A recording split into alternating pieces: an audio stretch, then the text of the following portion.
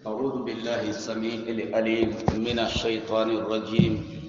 من حمزه ونفخه ونفسه بسم الله الذي لا يضر مع اسمه شيء في الأرض ولا في السماء وهو السميع العليم. اللهم علمنا ما ينفعنا وانفعنا بما علمتنا وزدنا علما. لا علم لنا إلا ما علمتنا إنك أنت العليم الحكيم. ذو الهجة نعم ذو القعدة أمن ملك قصو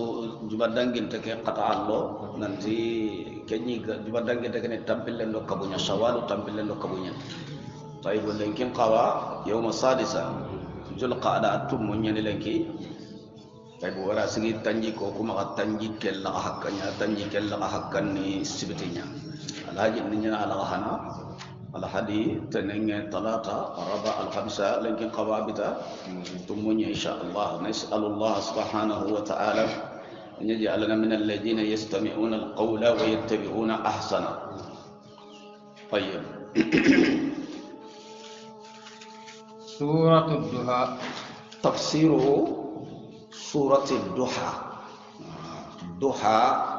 أتقرأ أن حقتي كيف نقولها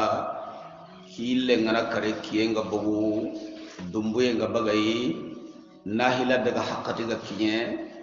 nan daga wara nahila haqqati nga kabane kenga ni sigin cirahu ina tikenda kinciga zawal anga sikan cirahu ndi haqqati be ana hila nga kabane ko embi to nyiri majjuman ko tabane nam kembre sura ke madama Allah ga kunati ke haqqati ya kabane nga kunati haqqati be gallenga da ida sura ke to ngirindai makkiyatun ke sorarina nabi Makkah wa hiya 11 aya mutamro banani. Bismillahirrahmanirrahim. Bismillahirrahmanirrahim kalimanu nagati hurufunu tamido kabu Allah subhanahu wa ta'ala to gonyan wadduha Allah ti ikunati ullu hampaqatinga wawu keni wawu qasmu ikunati haqqati ya kengani kiyemba kempalle dumbuye nga bagayi nan daga wara kinci gango kinyine sigin ciraho nahila ga kabene Allah wa kunanati ke haqqati ya na wallayli idha saja Allah ti kunati uronga idha saja galli birambe urom bitenga na sabati saja uronga naro abitengo sabati aga kude kamanenga kunanati ko haqqati no hilli. Nah. Ma wada'aka rabbuka wa ma qala. Allah ti annabi nyimmenda an kama man tokono ma wada'aka rabbuka yani ma tarakaka rabbuka an kama man tokono wa ma qala Allah mabutanga asbabu nujulu no be gari sora kay amoni ni sabu nujul nungo be ngada annabi alayhi salatu wassalamu tafsir gumunda kinyana katoy isuga menyini fi banake annabi alayhi salatu wassalam kahir nuku kufar Quraish annabi hinunga dila sama ini nang kahumay nan tahu nantona serekelle halunu dengan yahudian halu kitabun ni ya kitab samanton yang kiya kama faras samanton likati yai to umba benni ya maka kesere hiti annabi nyimme ina tirndindu kinoi kesiyonu gi maka kitabun no oni istirindi Muhammad agana konto kungata na yago ida isere kala harunu ngirndi ni riti Madina alhudian ta nyino nyai mo siri igari ga hananu da meji na tirindindu sikki honga benda kenya kodi nanti tirindindu sikki hobedu ga tirindindu sikki ita kado tirindindu sikki watelle kana hilloke agana konti jabi su annabi nyimme fe sikkandi kanda kenya bisu annabi nyimme fe umbedu ga tirindindu nakati yani ita kado ku tirindindu nakati watelle sikko ke agana konto punja bi su garanti an annabi nyimme fe nakatandi agara kan jabi baane tan annabi nyimme fe tayyib annabi alayhi salatu wassalam serebenu godoga igari makka ila makka risulta on na faran na on kiyandiya paskali hudiano da sirindo ku kini da bangan in baane ya imi ure ko kadaga kana tirindi sereyo goda dunayala kana kona kunna sereyo goda dunayala serenta to annabi nyimme gafi agana tirni lemunu nyogonu khibaren sanki isanki ucilate na nyille di bangde kulle mununi ikhibaren ni mani na kana tirindi yonki hatendi asabati intenna minna yonki na minna bane ori finun tu intenni horengan no kobe ga hore nyankdina traité harne lemu golle ngan hobe sondo men golle ngan hobe butte golle ngan hobe nugulu fonu tie suga hatendi qotinya ke sugadi suhe sugadi apala sintu intenni ana hantu intenni yala yonki kana minna bane yo agada yonki no kunko di bane tanni awagara nabi jimbe parce que isarita yonki no qotu kembere hobe nugati tirndindu ne na katwai iti kana tirndi qaso andani sikki buccine andani nyamene khadi qaso la garu fajri yan ndai baka buccine ken sababu ne mani igari ram annabi tirndi alayhi salatu wassalam makkan kon dagri iti sa so mo la banka ngen na nyamo dan naka ku tirndindu anni jabi annabi nyime nyaga naka yo annabi alayhi salatu wassalam amungu ati khumbane ina kajabi kala da kila incha baba kamba amati insha Allah amati Allah ga nabi khumbane nga kajabi ati khumbane kanari na jabun kinai Allah da jarabu ngarakam wala taqulanna li shay'in fa'ilu dhalika qada illa an yasha Allah sirenna magafaho tingo kenya na khumbane har ya Allah batenya ga koyi har anga Allah da anga mamungu aman kita futuqe aman kita mungu ye serenta tini kumbane na kiya dabari nanta ken kono inshallah ona mulla na kiya dabari kumbane Allah na dungen telle keno kwade inshallah ngokki hajuani kiya ta gon tenni maka kumbane o kuri kongono ya Allah gananya yo Allah da nabi nyimmu jarabadi hijarabu da Allah faran kita alayhi salatu wassalam ada nabi lay sulaiman kita nabi sulaiman ke sakena ya aga timi ga wara wange kame ke garen kam mi ga buguta suilenki ina sukka palle mago asuna wor jagen kita asuna lenyugo sara kamel lenyugo wori kurun kitte ni kamesreya kurun kitte kamesreya ni kurun kitte umsan nabi sulaiman khaniya iga ina jihadunya Allah igo gadang Allah dina keda i memba ne renyugo na nyakurun kitte iga drapon kenya ke sababu da gamu amati insha Allah ko ben dulu insha Allah unda mundu ko annabi nyi muhilli ke jarabu ni ada nabi sulaiman kita ada rasulun kita alaihi salatu wassalam ken kumbane wahyu mari iri dia nyakam mo wati kumbane yogo non tibito siki wahyu mari yogo nda kinya koy yogo nda kinya bito tamiro karam annabi wahyu mari koy kutirni lu jabado yi mari Allah subhanahu wa ta'ala ada ke sura yang kandi wadduha gari sayna jibril da gari alaihi assalam agar wadduha kara maga dugutan annabi kabari Allahu akbar akbari tanusiki sena jibril ga duguta wadduha karangana akenyi mega sagai wadduha ke ina kara wala Allah ke jakuna dagne sen فإذا قرئ القرآن فاستمعوا له وانصتوا لا تعجل بالقرآن قبل أن يقضى إليك وحيه سنجبر ندا رانغان كما ترينكا مكو قرتي أندر دوغوتا الناس أغاي كين تشي علماء لنا مسوخي سوخي انتري كي ودوه سورة الضحى يا لا أنغنا غران دوغوتا نبا أن الله أكبر طيب كم لغتي كينيا ني كنت ويري سينا جبريل غا دوغوتاني اخرانيا النبي غا كبر يند بري دونك وان انا خرانا تو كسور ودوها ودو الله غو تيماندي نند كينيا سوره الناس ان انا سوره سوره نان دوغوتا ان كبر تانو سكي اغا لوغلو ان انا كبر يندو الحمد لله ان قومي الله اكبر الله اكبر لا اله الا الله الله اكبر الله اكبر لله الحمد نعم اغا لوغلو نان كبر تانو سكي هم بنوغتي اي angana duguta angana yarangen joppanani kunta angana waddu ha joppanani anna kabari tanu siki wuti hanangu mondangane qaku ngati nan kabari waddu he karangen nyamairanga qakum pakada nya ko faren kabari sayna jibril gara karannan dugutani aga kabari qakunda hasari kali ito kuda hasari faren pamu laina waddu karangen joppa aga kabari tayib idiga mum pelle susahan ton annabi ko ni sayna jibril gara duguta waddu hay akabari tanu siki ay message wadda be dada kara humbenu gata da ko sayna jibril timmande nyaada kudangana waddu he timmanda na kabari tanu siki humbenu gati ay ara kabaru siki ko i mego harangen joppana kumunti yobo sura so ngana jopana waddu ngana jopana ngana sura su jopana mangan ki suratul nas tay ida allah subhanahu wa ta'ala kada ke sura yang kandi annabi nyimmen kabari wori arwa umujabir abul habiyaqe ari kata nabiya nawarti mo kosiri ita da sima an ceytane ke adan to de wori on ta kam man kan kanne mo ko wori ko ta so wando wayu kurumbali ni Allah ke wayu katengal Allah ke wayu katengal ku be do man me anga taun a ita seytane daga pas ko ko ti seytane ni jinnam bi nyane kay annabi nyimbe wayu he Allah gara wayu liti annabi nyimme anyagali Allah kuna igati ke Allah butanga idan tokono annabi ayide kunati haqqatinga kengani wadduha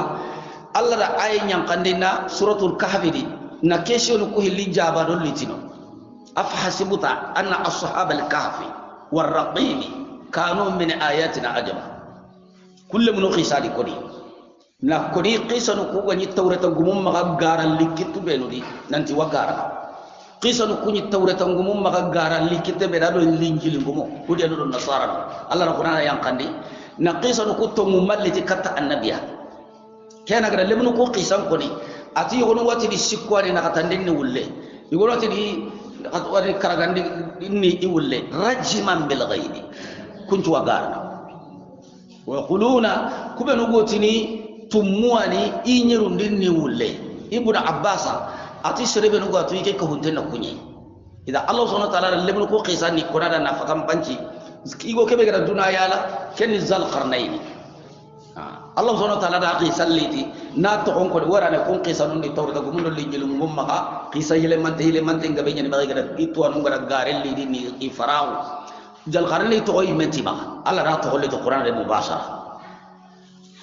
sikandi hube no gara jotirni no khatiya iti qasul lemme Allah raja baro liti qaso kega sikiya sigi bire buccina kara bire buccine kenni nakatu indi haqqati dunya haqqatu dunna tu kiyenna tu ya jabranda nyamera uronna tu ya joperanda nyamana kaso ncigi anyame anatu kaso nyana sine nyamana sine kurumbena jope itagara konto kusi kijabini humbe bara keso nyana nyakato walla nda konto fili jabini so annabi nyemme fe alla di jabaru le qur'ana subhanahu wa ta'ala wa to qur'ana qarne qur'ane maduna gangiri keso lagare ite annabi gana kenjabi so annabi nyemme hede agana yonkin no kunko nanti yonkin na keno ko bane ta kana ti garante annabi jime hedan sereta yonkin ko to Allah ime bane na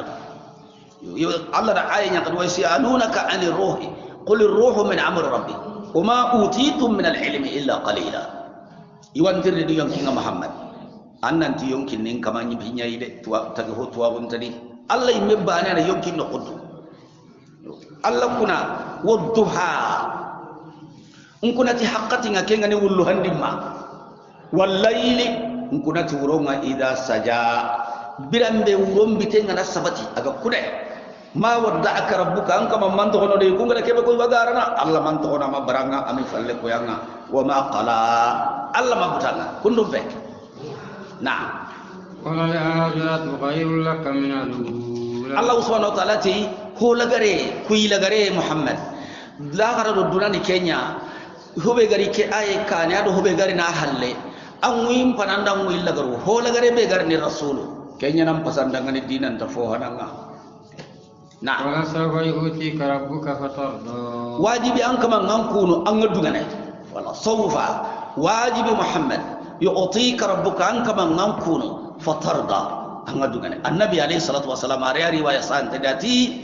qiyaman kota Allah tini kuno amiga dugane ina Allah kanjo no igana kanjo anda Allah kanjo ho ha wakinai atinta dugane ni mato bane to jahannama no konni min Allah kanjo ani mato subaga ni jahannama do hubeno garo ti Allah ko tenga wore kabanente wona kuna mangandu ngade angadu ngane ti kuyebe na alam yajrika yatima fa'awa umanyi yatime ngaba fa'awa odan kaw na do ko kidanga nan sembendi annabi alayhi salatu wassalam ahaba fati gellaga sagen no hana nunti gelli amaga sigitai anu onga khasusi fa ben pati abdullah woni gelli warja ga sabati aminatu abdullah ya darondi aw masino tamide so annabi fa lamna lama na fati tugunna sino tamide so wada ya gare rondi no onga sir sabata ita gelli kundan ke haqqati na hera kutu yimman cienga aku sagiri daga fomuru o dago sare ne ina ringe mun dia sare haqqatinga agana sare ina kata imman cieke da barni wori nyagali nyani ari inte ya watu kembere madina tu itenni tijarande ngam ko siri imbuguti madina ina saharu ina rikki makka abuguti madina ta ko sakarano tayyib annabi alayhi salatu wassalam yatime nyani ama sarifa wajoni qasunyeri hallani aha bakkallem palle qasunyeri akengari teri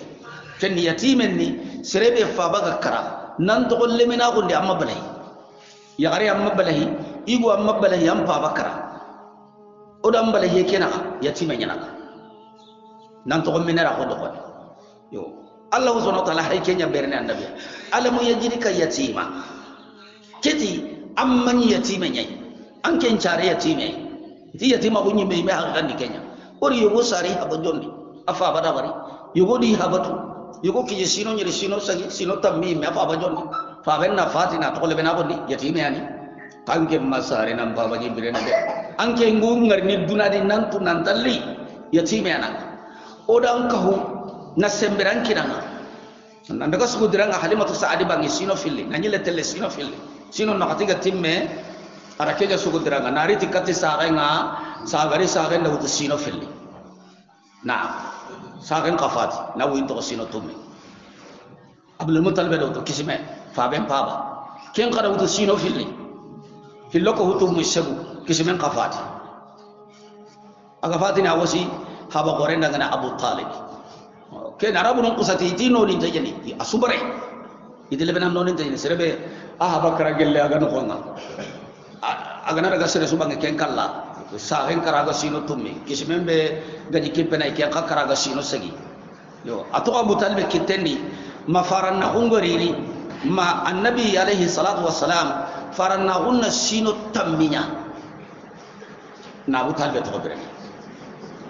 awu inke jata na kata sine faranna undo annabi nyimma unna lay sino tammi na ahabatu ne ke to bere aga fatini abu talib ga kala kende nya nabi umma takrage sine allah hay kunya berene annabiya kudo na adamare min tauhidan na gunanti jike sawra hedi tage hoyde ay kedam man yatime nyai anyi yatime nyai fa ben tamma amma pa bangari amma banga jodi qodan ka huwade gundu honga saqiqur wandi mo ombe ili ngo daga allah ga hay so gandi mo ombe yonkinti suga na palasi be dabari aga makkinye no nyai hadai apala situ intendo ala ga yandi ngirangani aga makkinye no nya kilen taw ora kem pala sin kiran ken nabi ya ambiran tahun no gondi ali tiba ko kema ken kaba wajaka dalan fahada allah subhanahu wa ta'ala ti muhammad oda nyi sankinti ayde ke annabi nyimma ko do ke faran nago ke tuwa ko be ko kinnanga ti wahayan nago nga rasul amani ke to koy fahada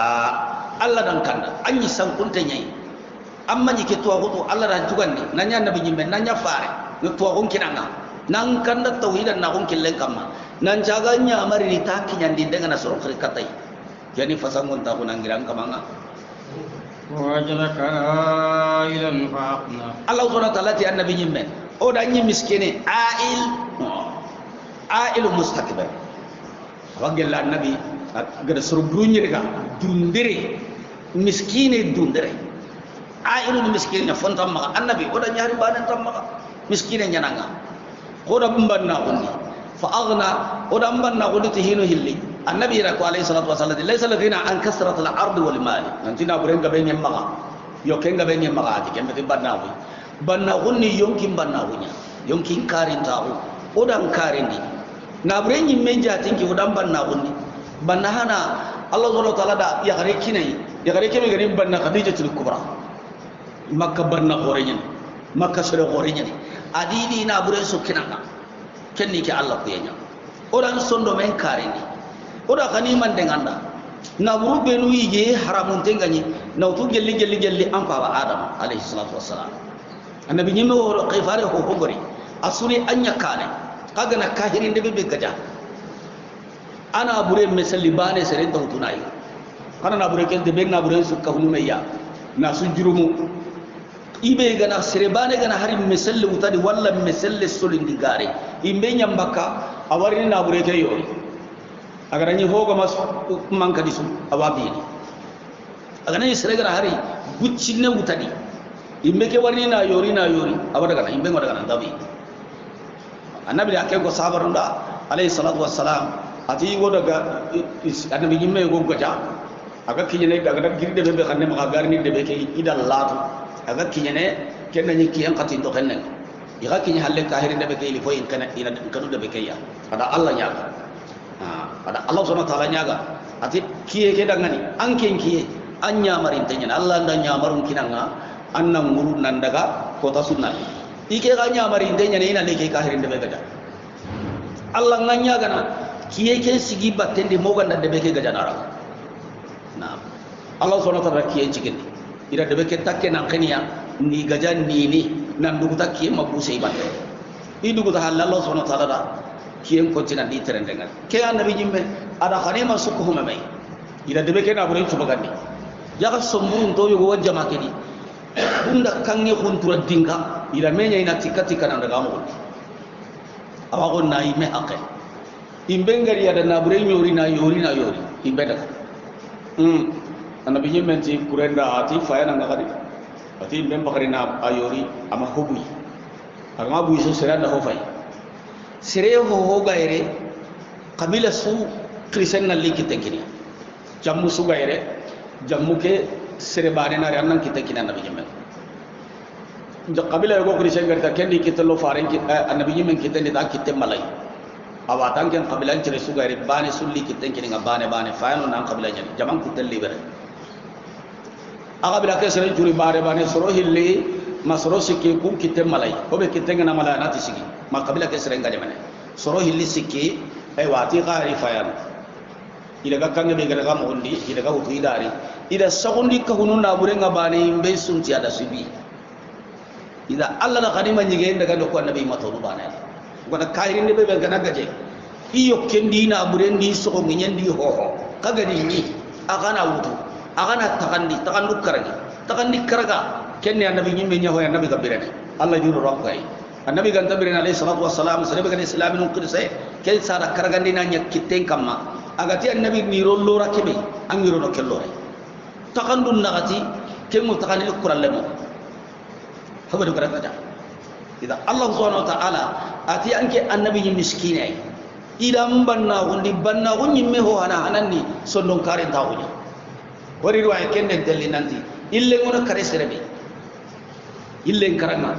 angini ken konde amdo juwatte magiri amdo jangiro magiri ankota confiance ngankam man kabilani annande be nyadi annan kabila nyadi ille karanga isa untenga ngakongon tadambate mankangen tadambate tambugumun tadambate konkasion tadambate akota birado ngamma kota bane ke birado ngamma akota nya kamenda ida katenda suba po ngamma atana ko Allah gada duna su akiranke Allah da duna su kina ille gijuma ke ille karanga ngankani muke dan annan kabila no nyadi confiance ngankam ando watte magiri lenki juma ke suba ponda ida katenda nya kamen ngamma adangen na Allah gada duna su akirana martana mo kummane khibare ne kummane khibare ni lenki anna duna di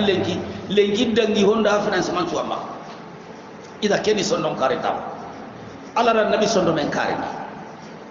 ana tantenta Allah gada kebe kina wo sodum tay agadan awri jaga dulle nyai ko tabe awa ina gani sidri dulle kam agada awri jaga kebe ko tabe awai gada agama ho be awri jagandi kuma yake aga ni ko tale kenya nan murja Allah te Allah ran kare ti sondo kare ta ona ida illa kare ni tina burunga de ara na burug mungkin anga na nyile khaniman de nanda kebe gadi ga harami annabi nyimme sudi matomma ora kidan ke annabi anda nyimma tonun na ida fa amma yatima fala taqhar Allah taala ti annabi nyimme nda yatime fala taqhar maka khatama de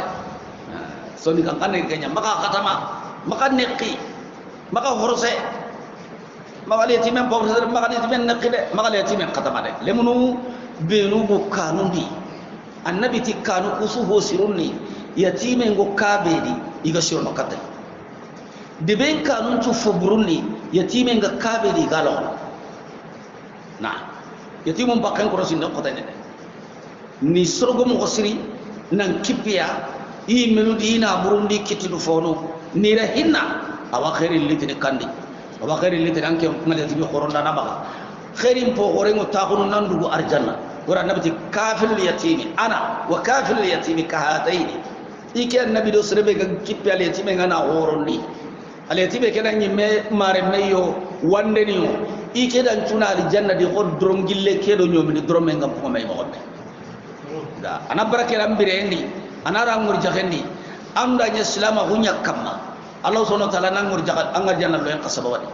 fa amma al yatima fala taqhar maka ne ko gal yatimu no marna mo gombe agabe gabe nga marna mo gombe kundum bede na al yatimen katu na neqi na force na burunyiga na marati loyenga anyi mere bungara hinnane al yatimen nga logana harin ta dangini yatimu no gollen ta danginiya suwangen ta danginiya nalle nagani ta danginiya jagallen citi ta danginiya harin ta danginiya aha kan neman nganari higandi suru nganari hetu ada du nganari kado kuyu nganari ada itu mutakandani na nyilli na buruku gai gano diga hotu diga na itini qoro in nyahi khalai kenda nyi de dabu nya ga sangindi Allah ti ma ale ti men nakde maga forosede maga marati marandi ko bega yonkin torono wa amma sa'ila fala tanha Allah ti sirhillandi nyaga na ati nyaga na maga khribayne fala tanhar Allah ke ko soro hille qur'an Allah kada hibe agamari ti jaman pakandi agar ti soro dan tantu haqqandi kunni kanun tadi goroi sarana amma dan ba serita kribe sarana ai amma dan baba maka kribiya fala tanharihuma Allah ke ko sarun do nya dangani wala tanharihuma maka kribiya de maka duri kamare surtout agara konno ngatiya gelli ndakki qasoynga fa imma yablughanna indaka al-kibara ahaduhuma aw kilahuma fala taqul lahumā uff amma dan baba tindari qasoran ara mara ngani qasoran ta normali ara mara ngani qasoran ta na normali ade anna ni yada na hiri pasga ile ne katta lemenan tuwagundo lemenan jikkunum poga be ay jikkunu nyogon wal lemenen lemena gondi ado tuwagu yogo wal lemenen ma lemena gondi har mara me ngana khorona qaso awa kulle benen tuwagundo kulle benen jikkunu poga be awa sagare katti kenni mani ho hana hara ar lemmu kudo kismarundo biremo go bega kama ka kando koreni anga nyina ha du ka to muri de lebene ha du to muri ya lebene ba du to muri aga no be ra gallinga to ka makine abuma anke nyana hera nyana ketan na kurundi hara galle ga hidike be anga na kinaya do serenga ga nari khasura ngasaranga nari khasura ngata anna nyina anta to ngun krosi ni higabe aga hobe gallinga ta tawammal nay kadi ananya to muta bagade angke nama tang ken to mukitini ando igo ase ken kade ando orang ase ken kade ai angke nagge mundai anna sere muru sere beraga kempi hamun dinai nani hari ken kamanga nalo ko khatan tado ken pas ken kamam ma ya bai angke lemme maga juse de maga dira kama maga khiribai fala tadharhuma wa qul lahum qawlan karima ndalla kenya to kidaino angana isehne saranum pillida tannan ci hada wanga serebe darno waqfid lahum janaha dhull min ar-rahma angkam punyang kandida hinnan taulu makan tangkam pinyang kandida angkam punyang kandida nampinia ala makan bakengan wa qur rabbi rahamhuma kama rabbayani saghira annan dua sarno ku hilida nanti Allah hinnim madim babai jalli ga karasila makon kam koy gani hinne ngam bucci ngam ko ida Allah la kediga manitino yere ari nyaga na sirbe gari nyaage annabi ti nyaga na alayhi salatu wassalam lahu haqqu wa in ja'ala al-fas nyaga na harado sinya ganari da anga sirbe nyini sinkam ado singari ni kene to ganjigo nyaade kene banna nyaade kene sere jati gan kenya ado nyaage gan ta kawasro nyang kawatal le kunyaga o kullenki mobili be miskine ran taqbono milio tammi mobili tampille milio tanji ken nakate mobili no hari anga nan do ke jagari na gara ngal la kenga aga bugu nan tiri anyaga annabi ti duwa nyogo wa hakka ngam anga kuno aku anga ta kuno anna digal sire kona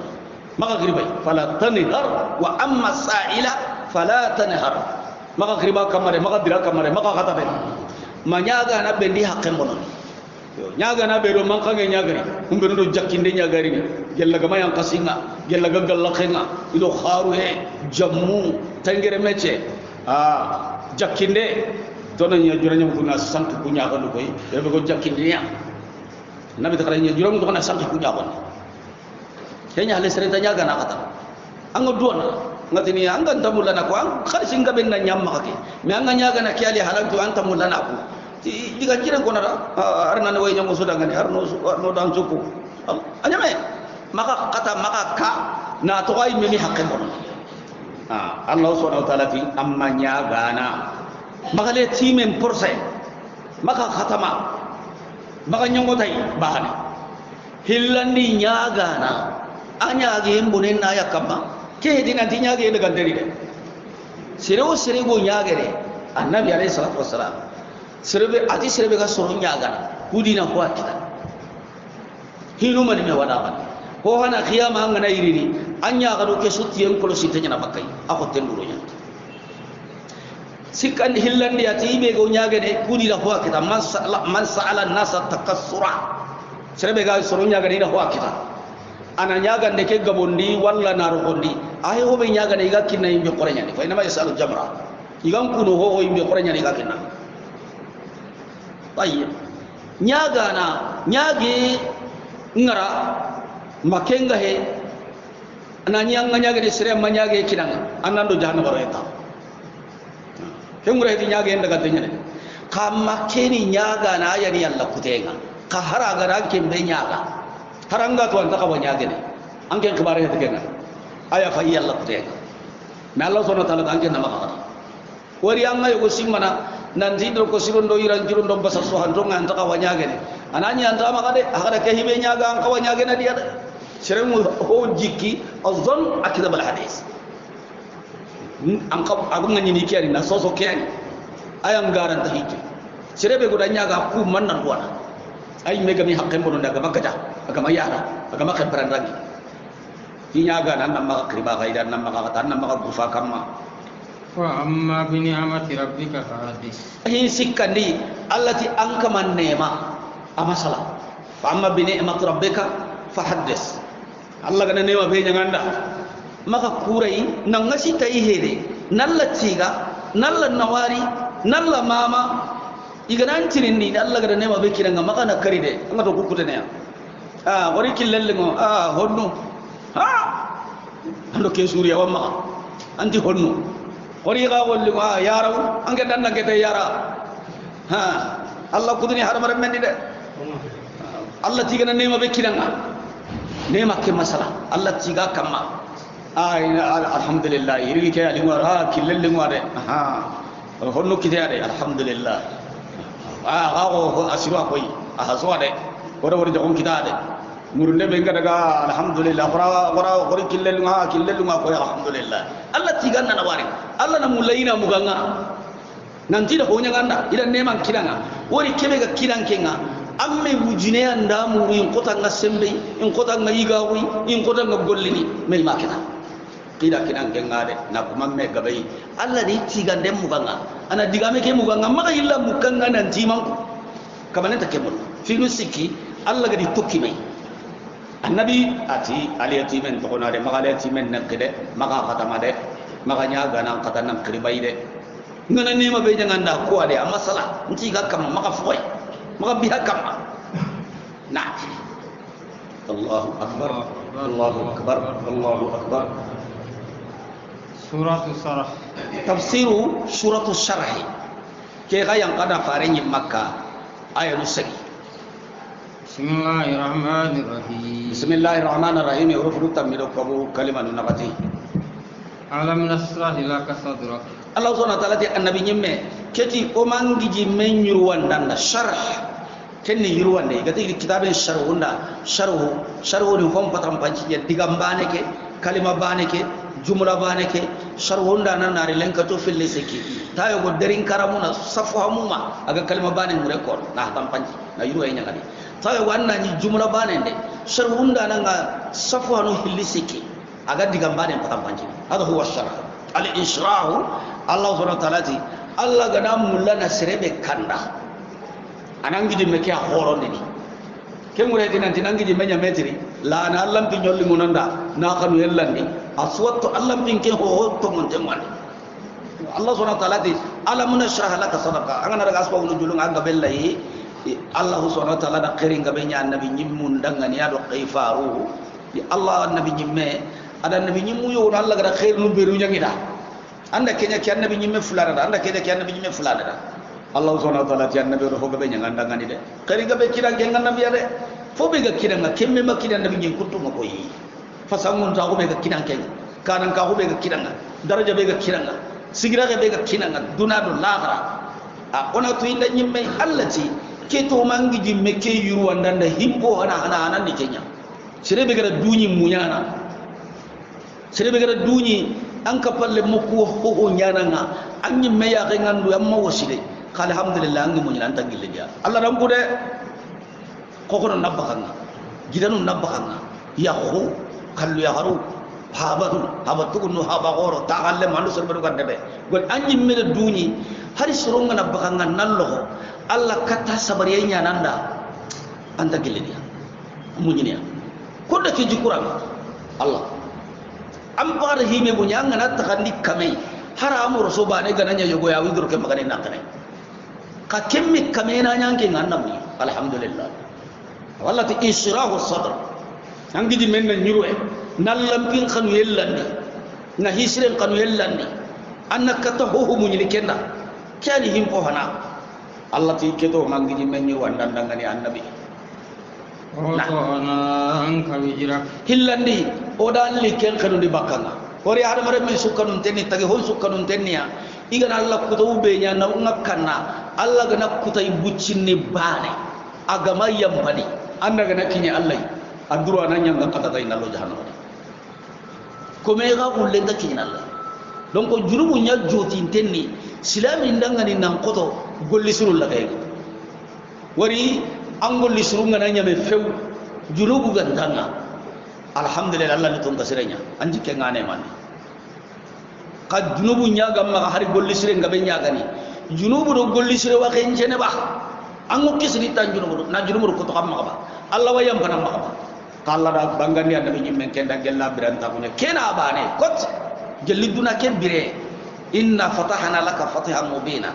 liyaghfira laka Allah ma taqaddama min dhanbika wa ma ta'akhkhara وليتم نعمته عليك الله سبحانه وتعالى orang junubul like sokkan dangananti angado hobenya adanga rini hobenya ora soka faranda keni annabi banai koy an junubu samante an win kutendo ango junubu hohonya nan ki Allah da wara ali kentanga amma kan joti amma kan kompa oba kenya komen kutundangani de ora ke ho sirenya nda nabi kisren po gabe manke ki haran nabi nyum mankai kebe gadam pallen qotondi allazi anqada kebe gadam pallen qotondi nam pallen likini Allah ko masren dukkan ni jinu bunya wari qiyaman ko ta besuni jinu bulle kenya mutu serebe gada jinu bulle kenya mutu qiyaman ko ta o sa'a himula likke mbodo koda akuran dan kenda butu nganani timmi kalle ngana ke ngana biragana sallallahu alaihi wasallam ana qur'an da nyum kinga nani bakka junubun ta anyum kinga nani bakka junubu sunta nganda ka kala butu ngana yitimi ko mongo gilli anke ngana be ando junubu sunta gilli kenyan ciki annabi alaihi salatu wasallam gari sahihun ni wullu ngana yana igara ga malaki akoro kulli idella nabi halawul kuma malaki anu gara giri idella fara en farawul inda nabi wulli iganari siga kama na akhiri awa grabo suruna ngiri nanta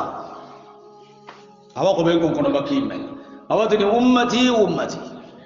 nyimma toruna minna inati ya rasulullah anki len tabu nya sabarara ho magri hana kama nen to la nya wulli tage honsu hinna kalle sakenya anda wori pasiga kenyi mi junubu nyame andai gillado junubu ta gilli ado junubu hammin ta gilli andai fati ya yonki ngana ni bakka akkanun tenti meda Allah da kilen tabundi kenyan ciki bat subigan ko kitabu ngarale kunga daga nabi yonki mbogu mo be ko kunni garo yi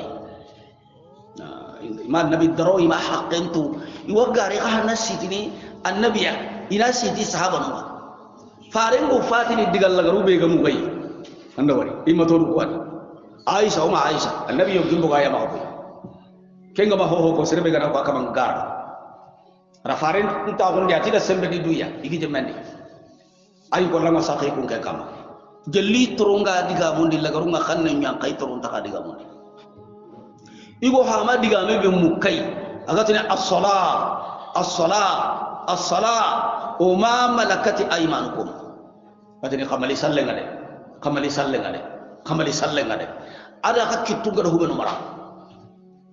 wori Allah na kenyi me yankandi ayon kinjo ko bure aha minti i me junubu kamma parce que Allah na confiance ndi na junubu nyampa fobe ga dangi na fobe gari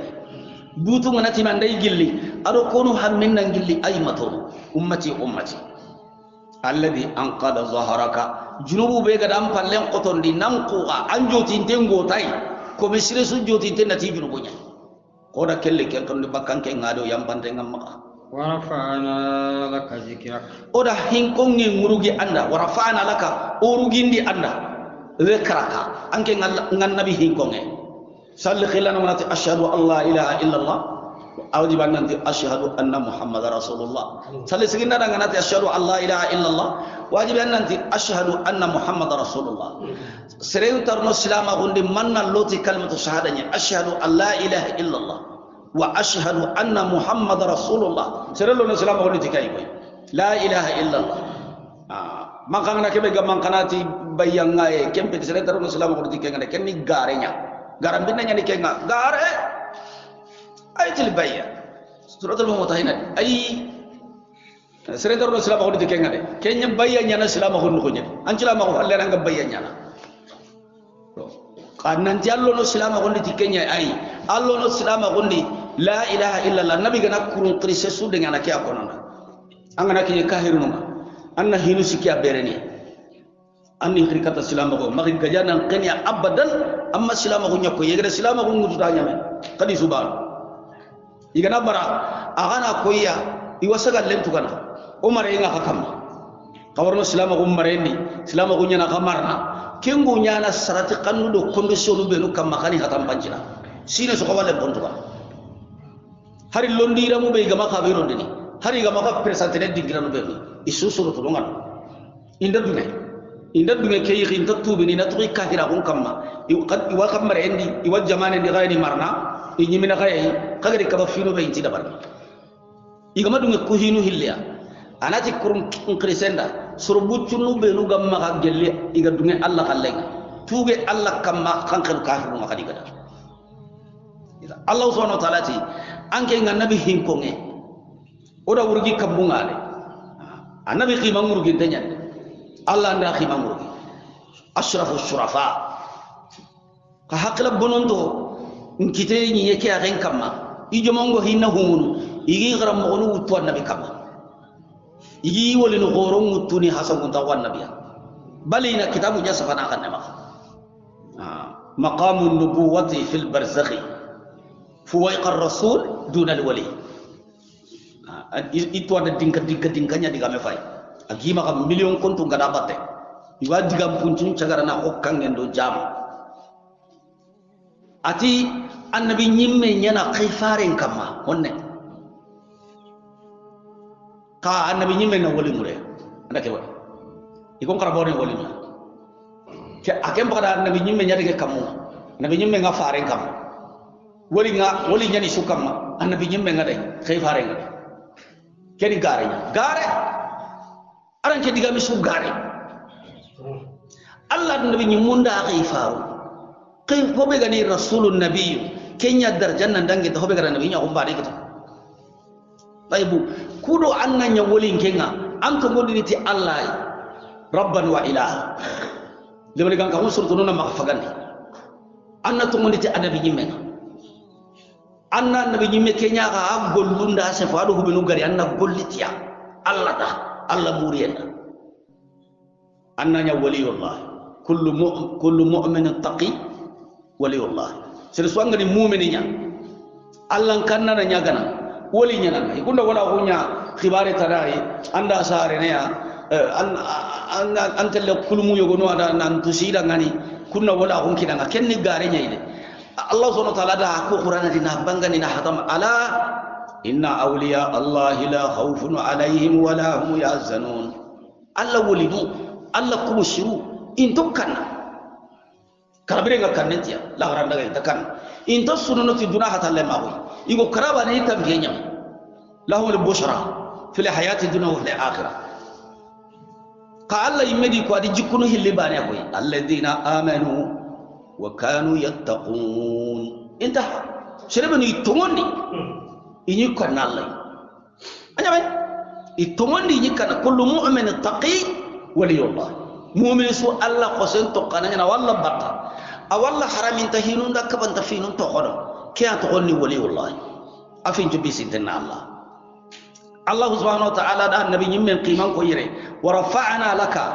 urugindi anda zikraka ampin ko ngoda ampin ko ngen qiman murugi awage liken qima urugi Allah farenda ko alayhi salatu wassalam nanti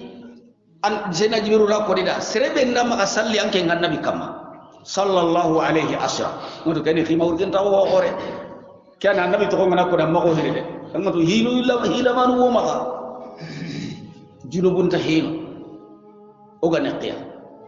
faran do kanu dia iyyakum wa muhaqqaratiz zunub fila manu wano allam bati khuru nyan hibra jengabe igo hirni noto har dar sundi ko kitab gum fayda lenka cibane ndi faren khibari alayhi salatu wassalam andari tatamu lenka cibane ndi igara to ko tasu itinia sallallahu alaihi wasallam inasan alayhi salatu wassalam sallallahu alaihi wasallam alayhi salatu wassalam hari qaranga nanga qaranga wajinda nanga wajin khutba qaranga nanga khutba qaranga aga kati annabi to ngata anke nanti sallallahu alaihi wasallam alayhi salatu wassalam angara ko tabane su Allah wa baraju tammi sahananda awajunu buru tammi qafarina andanga sallallahu alayka asra marrat Allah kana maka salle nyankama nan duwa ndan na khairi nyanda na baraje kina ngatanu tammi na jurubon kafari bakka ke wasire ke ba ne wasi annabi darjago annabi nyimme tanahi an gana to gonko an gana annanti sallallahu alaihi wasallam annabi nyimme ju kay fare ju me ke pourcentage mari dia de ker do annabi khallaji angati alaihi salatu wassalam tabane sallallahu alaihi wasallam ke maka salle gani fare nyimme gada maka salle be ko ade fare gumo ngara ba salle garanta be fabrique kembe de kenge serebe maka warade annabi maka salle he barajen tadi garinya ni bidiyan ni Allah kutenya bidiyan hadamang na neqayati bidiyani tanni Allah kutenya annabi maka sallin na maka sili sufri haranga nay sahani angana to gonta manna alaihi salatu wassalam sallallahu alaihi wasallam Allah nda ken darajan kinai Allah nda ken qiman kinai alaihi salatu wassalam allati oda finkon ne murgi andangani am finkon yang khoni fa inna ma al usri yusra tin noye ngakka hini qoto yake annabi noye ngakka hina ide fa inna ma al usr bil al muhalla bil alf wal lam yufid al ta'rif wa ta'rif yufid al umum qoto hinchu suho hogan kama annabi noye ngadai noye ngahalle inna ma al usri yusra tin noye ngado qoto yake be hankama annabi tambibi hawnga fi tabligh والتبيين والتوضيح مشقة بيغاداي نان نبي ما كون كياندي نا فتام بانشي نان سغي وروندو كي ليلا ونهارا جل الله غتي يا ايها المدثر قم فانذر وربك فكبر وثيابك فطهر والرجل فهجر النبي جري عليه الصلاه والسلام اتلا تنجري متى وحقت كلنا قالت كي قوتين وين انا لابتدي اتي نو هيلي koto ibade ran takunda wala koto yake ni maarifanya aya ko hilmi men ne way kini nakiranya Allah subhanahu wa ta'ala tin way ngada batte koto yake ganya mo ko dambe suni no way ngada islamin na nyagaliya angane koto yake anga tutte an na nyagali am miskini man na nyagali angane deguye ndi kotabe angane tambiye ndi kotabe angane logoye ndi kotabe jarabu nganga ma haqqati be an na nyagali tancho ndo menga nanti Allah subhanahu wa ta'ala kada kebe bari kam makundu la Allah hay ñu bu ñu xafara wañi ni jumbo gabe yani Allah ga mulani xafari Allah da mulan nan kinyari jannat dingirai ngalla matullan takita naga ku jarabu nu wallin kamma nanya sabara nay ni muñi kunna katiyar jannat dan kem place kenna wari faare da ko nyako alayhi salatu wassalam Allah subhanahu wa ta'ala di khot ne way ngado khoto yake ide khoto yake kundu ne way ngade qari ngahalle tuma ngahalle annabi da wari jelli dunan ni koyi jalli man bada wahida hatta sara umma annabi ko ton dangi alayhi salatu wassalam abane kot sere dare makka aga khirindini aga igatini hobeda da'watu sirri sino sikki annabi na dawa nyana sekere nyi bide harana ta makka sella ngabedde ndi makka nako ana soronya hayrita haklan to ngoni sirebeni jikku siru gumo aga sorom upayini ani masala mundi adanke ngana khidi aga to hakli siru gume nyana jikku siru gume nyana ana silama ko ke koyanga soro menu gada wuti da tambiyen kita dai ken goddangi Allah tan bugu sellaka kuray kam public na wutu gelli ken ne wayalli da kote su garadi ka kota nyugo annabi tuma de alayhi salatu wassalam an kenyan ta hono ke tana anadra ponci anaw kurun kitte bagandi kamanjatu wujudun jatu na kriseria kadaga ke debe hulane kadaga ke jamane hulane kadaga islam ko ye ganabara surutu no ngana timme ganabara hinun pilya kadiga ay mena kurenciti ana drapon citi na kini drapo gumunga ay mena buguna ngare kurenkani tan nakate do hokure annabi alayhi salatu wassalam fati gari nay kenda ni tuma elli dina kigira killen kitabane yonki ke tora anta ka ken kotene allah tino way nyana do tambiye kayde islamin wajibi an tambiye mutu anna ko tay mutu fa ja qara'ta fansab angana duguta mani hoy itangana duguta ngal lambate angana duguta farana hunga ide farana hunta nyama de ma annabi gam pati allah subhanahu wa ta'ala ti angana duguta khirindenga dokiyenga uronga fansabu annan sigi nan telengo katta kama ngana nyaga angana ngal lambatunya angana farla non dugutande angana Allah batuno kusu nan duguta telengo Allah anna Allah nyaga Allah nambati kiraga Allah na jurubun kafarana oda kiya wada annabi nyimbe magade Allah kiya kona anda salli anda duguta ganati assalamu alaikum wa rahmatullahi tendi assalamu alaikum wa rahmatullahi no gendi anati astaghfirullah astaghfirullah astaghfirullah anta busira ambati kira makeda bari al imamu magat sirimbe annabi ndat sirimbe ne nangiri batte keri ama astaghfirullah getta no jikiko allahumma anta salamu wa minka salam tabarakta ya zal jalali wal ikram kembira na sirimbe an kana kundo da bari o kana assalamu alaikum an ngado al imam yau amba ne no maga jode anga jojo assalamu alaikum wa rahmatullahi ngatimme anno gendi astaghfirullah getta no siki allahumma anta salamu minka salam tabarakta ya zal jalali wal ikram maga horo keno gondi maga haribani suro keno gondi angana duguta ke ibrabe tayyib fi karabante be gam magananya ta wannan yirdu subhanallah tanjikene suko alhamdulillah tanjikene suko allah akbar tanjikene suko duwnu be gam maga yara allah la ilaha illa huwa al hayyul qayyum duwnu be gam maga yara ganali nganda giran nan nahile angana duguta nan duwnu dan tasbihin da bari ganali nganda duwnu dan tasbihin su da bari angana duguta ngana nahile nan giran nahile kasawr lay ketta siko allahumma anta salamu maga ho dabar an nanya makku dabar wala allah subhanahu wa ta'ala ti angana duguta angal lambatunga am farlanunga anga jibin tahinunga sigi annan telongo katta kamanga nanti allah dabbati kira ganda na golle la ganda allah na nyamba maga wa ila rabbika farqabu annam kani katta kamanga allahu akbar allahu akbar allahu akbar Surat Tin. Tafsiru surat Tini. Tini ni itenya. Madama ke surah gerindenga tikenga ida tore ayang kafaren kama maka ayunu segiani. Bismillahirrahmanirrahim. Bismillahirrahmanirrahim. Kalimatun nahati hurufun tamidu kabu. Wa uqsimu bit-tini. Kenyan ciki tini keganya majrur. Wawu kenya wawu qasim wa uqsimu bit-tini. ngakuna nati itei kingani shajaratu tini wazaytun ado zaytuni akani itenya alla kunati kuitu fili ayre wala kuitu fili bagura waturi sinin ado jabal tur sinin jabal tur sina kenni allah taala gada nabillahi musa diga malle ma gide be kam jabal tur iganati tur gide nyani gide be itenga bakadi soke nga bakadi inati kenda ngani tor fa amma gidu ben itenda bakidi soke nda bakidi giden duru nya sen ko le jamanu ko gidu nunya sen ko le kedi itede soke ga tabakade mo be igidu ko gani kunya itten tadi sokken tadi daren tadi ho tadi asugide jura gidin kuntura gidin fena inat kede chaban Allah subhanahu wa ta'ala ti ikuna yere ti turu sinin kenni Allah gada nabi Allah Musa dala lema gide be kamma kenni horomanta dingira nyi itte ngwadi sokken ngwadi dare ngadi na wa hajal baladi alamin ado kende bi dunte ngunte kamanenda hi horo sikiutu nan kunatiya na dingira horo sikiutu nan kunatiya na nabi nyin horo sikiga tagudo me batte khendendi I dingira no tin wa zaitun kenni annabi la Isa tayri ranya nabi la Isa ga tayri no be sajaratu tin wa zaitun gabe nyam bakkano baitul maqdis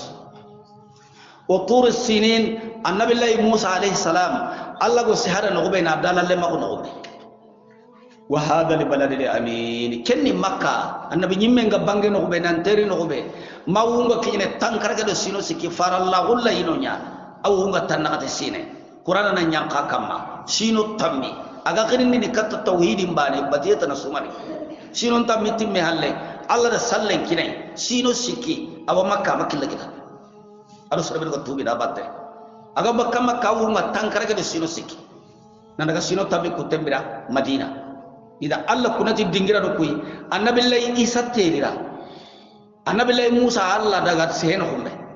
faringa banginde bebe alayhi salatu wassalam qur'ana nan yanka kamano annabi nyumba wondo kay fara nan kinay no na laqad khalaqna al-insana fi ahsani taqwim Allah ti subhana oda hada man taga al insana ganari no kuso kenni adama yimmi ado hubu adama di oda adama ren men taga tele moy ho sirali de adama ren ayda tele ngondi o fayita wala taga hono tabano kenya halle kidabano ko fay kittu no tanu odi suyi halantanu kane tanu ni kittunya mari arabu no itini daban kanan tanda kittenya hari daba ku kanan tanu intati ni kuta ni kananta ikunti ni kittenya yado daban kitte rati daban kitte yali akananta sono ko kunati kananta mani wo difference no dina kala fasamun ta ko hore na kenya harmare men jian sironi التي إذا أرمر من تقول قد لا يمكن كنين يري قد حرف التحقيق أجنب المادين في المادين خانيره خلقنا الإنسان وده سرين تجا في أحسن فيه حسن وأحسن أحسن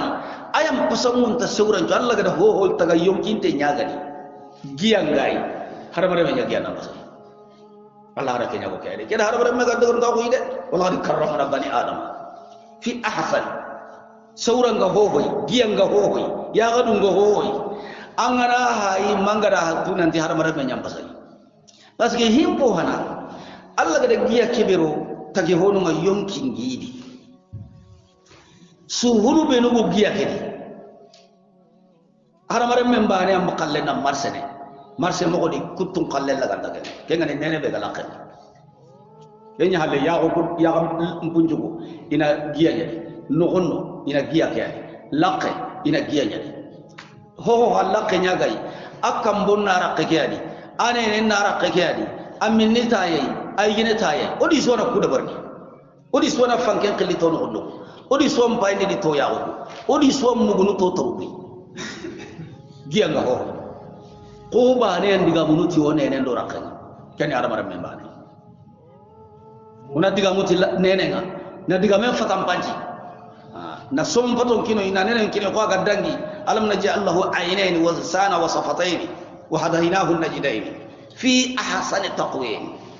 ketima adam ren men taga atlengo mo na sigindi na tlengondi na suhunun kaya na suhunun kine kittu ndotano o suhunu ko go golliti yamode kuttulla nda golliti suhunu koy ko doga Allah do ba ne nya adam ren munno suhunu ku gana lemu suhunu kunda bono jangiro gari bonondi isra gari bonondi aho gabe agama hibisu agama bonollew haramare mun ngayille ne adabari ni haramare to hungol ladi Allah subhanahu wa ta'ala ni de manasu ke sagi mo golle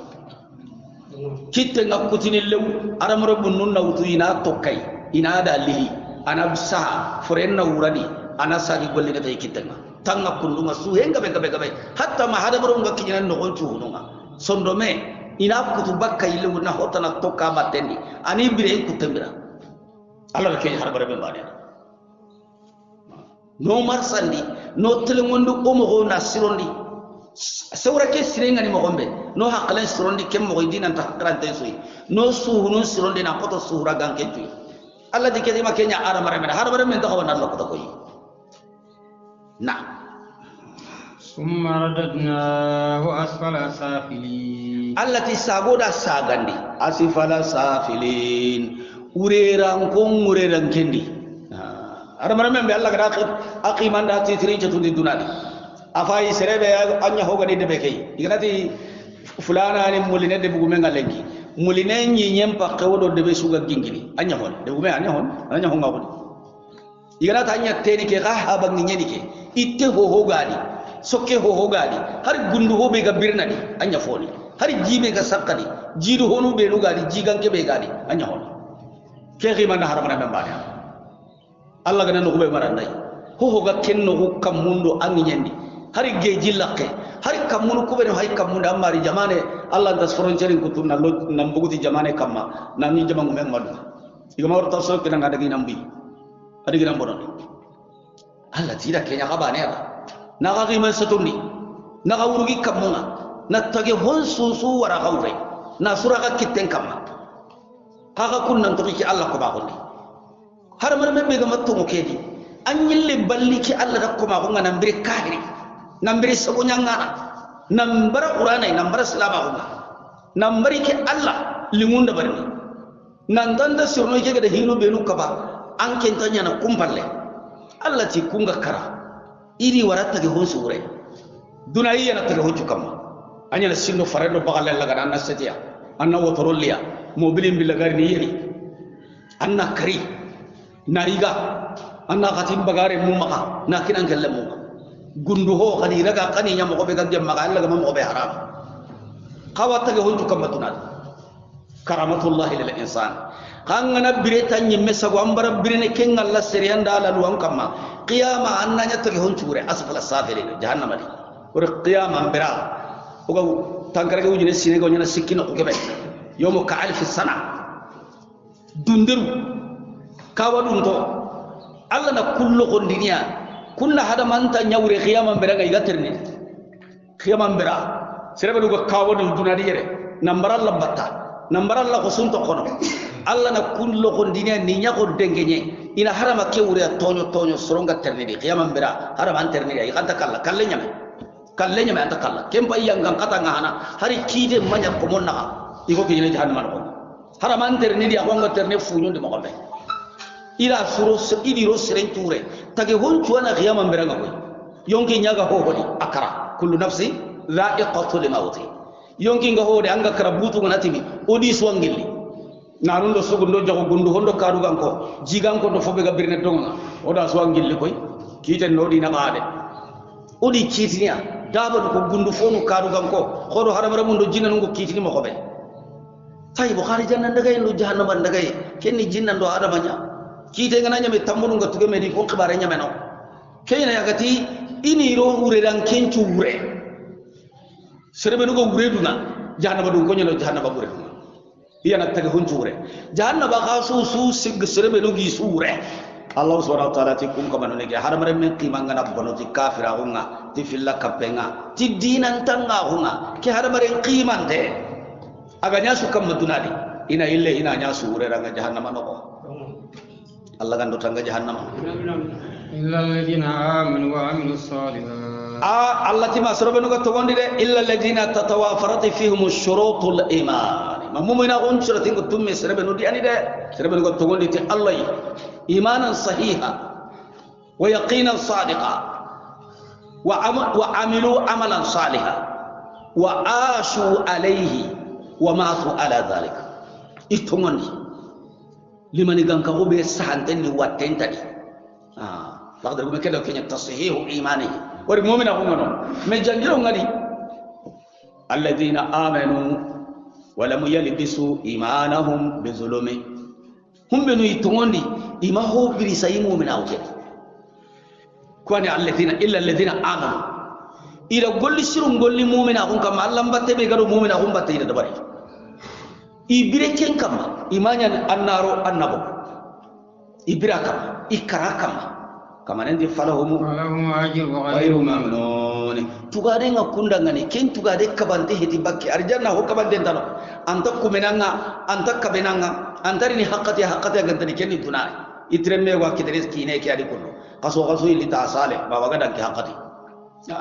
so ni konje ti sahili makka kay ke qaqon di hilu be lugari ni kine ndanti kitana hilu be lugari ni mullendi ka mulle bakati qaqon ndanti kitana anna ni hobe gon nyana ke jamane yere angana ga kenya bananta kitana anta hara ko inta hara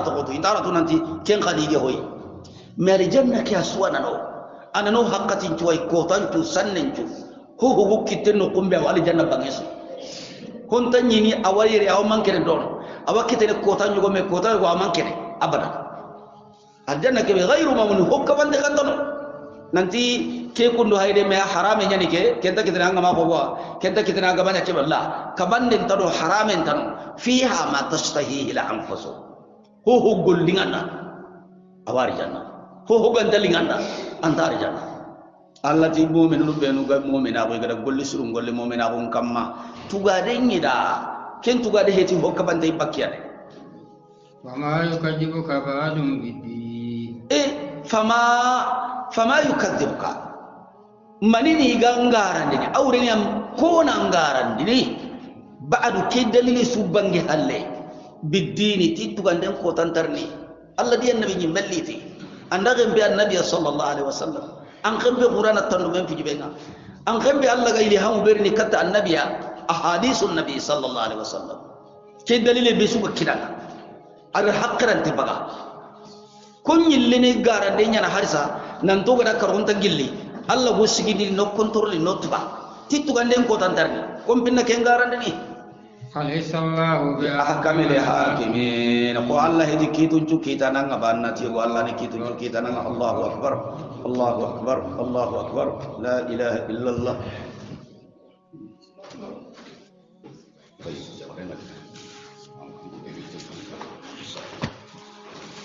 نسأل الله سبحانه وتعالى أن يتقبل منا الله قال نجمع قبل كوي الله ولا غني الله كنيار جنة الله قال نيت بارين تاهم الله غني الجنة نقول الجنة